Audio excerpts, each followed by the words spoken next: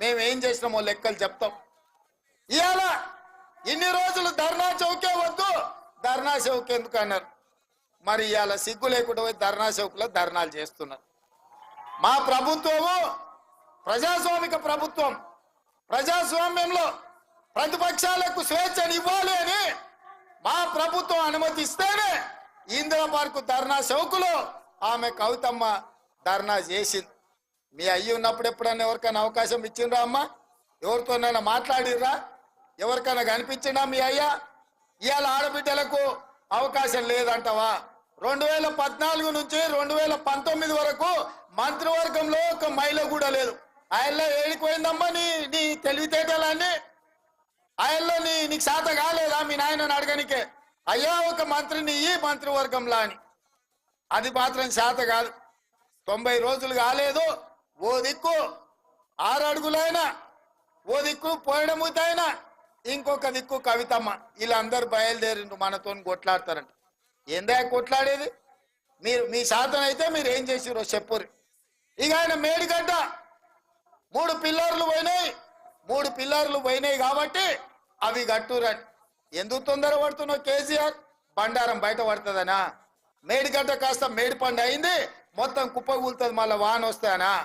ఆయన ఉద్దేశం అంతా ఆయన కట్టింది కుంగింది, అన్నారం పగిలింది కాబట్టి అర్జెంటుగా దానికి పూత ఊసి హరేక్ మాల్తోని దాన్ని రిపేర్ చేసి ఇక అయిపోయింది, మా చేతులు ఏం లేదు, మొత్తం వాళ్ళదే అని మా మీద నెట్టనికనా? అందరం కలిసి పోయినాం కదా, శాతనైతే అల్లు చేదు ఉండే. ఏమైందో మేడిగడ్డలా చూపించటోళ్ళం. ఇవాళ రిపేర్ చేయి అంటుండు. రిపేర్ చేయడానికి అది వనికి రావాలి కదా. అదేమన్నా అక్కర కొత్తదో అక్కర రాదు. ఇవాళ అధికారులు చెప్పాలి కదా. ఢిల్లీ నుంచి నిపుణులు వచ్చారు, వాళ్ళు వాటిని పరిశీలిస్తారు.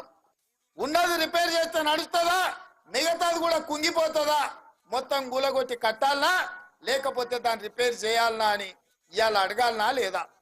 ఇవాళ మనం ఇల్లు కడితే 8 పిల్లర్లు పెట్టి కడితే ఓ దిక్కు 2 పిల్లర్లు భూమిలో గుంగిపోతే మిగతాది చక్కగా ఉంటుందా? మిత్రులారా, మనం కూడా ఇల్లు కట్టిన వాళ్ళమే, సంసారం చేసిన వాళ్ళమే కదా. సాధ్యమా?